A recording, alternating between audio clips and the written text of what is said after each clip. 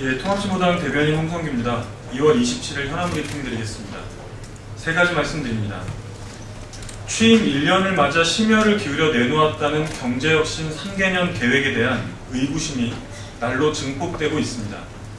마치 모래사장에서 바늘을 찾아내듯 거의 유일하게 비정규직을 언급했던 비정규직 해고요건을 강화하겠다는 발표에 대해서 주무부처인 고용노동부부터 펄쩍 뛰고 나섰습니다. 고용노동부는 정리해고 요건이 강화될 경우 기업의 회생수단 제한, 비정규직 남용 등의 부작용이 우려되기 때문에 사업장별 노사 자율 기준이 바람직하다는 입장인 것으로 알려졌습니다. 심지어 대통령 담화에 대해서 왜 이런 내용이 들어가는지 모르겠다는 반응까지 나왔습니다. 기획재정부를 무시하고 내놓은 경제계획, 통일부를 따돌리고 내놓은 통일준비위원회에 이어 고용노동부도 모르게 비정규직 대책을 발표했다는 것입니까? 박근혜 1인 권력체제가 행정부마저 허수아비로 전락시키는 것인가? 아니면 취임 1년밖에 되지 않아 심각한 내임덕에라도 빠진 것인가? 그 어느 쪽이라도 작금의 사태는 그야말로 심각합니다. 국민과의 소통 이전에 정부 내의 소통을 간곡하게 당부해야 할 지경입니다. 두 번째입니다.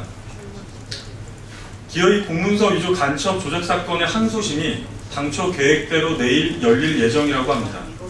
검찰의 뻔뻔함이 하늘을 찌릅니다. 이 심각한 사태 앞에서도 최소한의 반성은커녕 증거 철회나 공소장 변경 신청을 하지 않겠다는 것입니다. 위조라고 단정할 수 없으니 공소유지를 하겠다는 것이 검찰의 입장입니다. 이 얼마나 해괴망측한 궤변입니까? 최소한의 법적인 상식으로는 사실임이 밝혀지지 않았으니 증거로 사용할 수 없다고 해야 맞는 말 아닙니까? 10명의 죄인을 놓치더라도 단 한 명의 억울한 사람을 만들지 말라는 것이 형사소송법의 대원칙입니다. 지금 검찰은 완전히 거꾸로 가고 있습니다. 어제 천주교 인권위원회는 국정원 직원인 이인철 영사와 검사 2명을 국가보안법상 무고 날조 혐의로 검찰에 고발했습니다. 이 사건이 먼저 처리되어야 합니다. 이미 검찰은 자체적으로 수사할 의지도 능력도 없음을 보여주었습니다.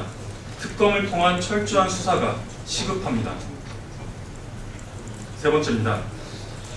이번 공문서 위조 간첩 조작 사건 관련해서 이미 이인철 영사를 비롯한 국정원의 수상적인 행태가 모두 드러났습니다. 그런데 벌써부터 언론에서는 국정원이 끝까지 조사에 협조하지 않을 경우 이 사건이 미제 사건이 될 수도 있다는 보도가 나오고 있습니다. 당혹스러움을 넘어 우리 국민의 심경이 그야말로 참담합니다. 아니 국정원이 무슨 치외 법권이라도 됩니까? 아니면 다른 나라 기관입니까? 명백한 범죄 혐의를 앞에 두고 왜 수사를 못한다는 것입니까? 결국 종착점은 다시 박근혜 대통령입니다. 모든 일을 다 챙겨서 만기칠남식이라는 말까지 나왔으나 유독 이 사건에 대해서는 입을 꾹 다물고 있습니다. 국정원과 외교부, 법무부가 서로 다른 해명을 하고 있는데도 국정의 최고 책임자로서 아무런 입장이 없습니다. 국정원은 대통령 직속 기관입니다. 범죄의 진상을 밝히겠다는 대통령의 의지만 있다면 전혀 어려운 일이 아닙니다. 결국 지난 대선 불법 개입에 이어 이번 간첩 조작 사건도 묻고 가겠다는 것이 박근혜 대통령의 확고한 의지입니까? 박근혜 대통령은 즉각 이번 사건에 대한 입장을 밝혀야 합니다.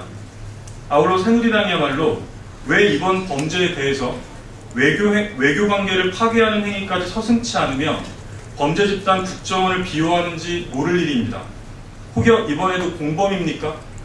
아니라면 즉시 특검 요구에 응해야 할 것입니다. 이상입니다.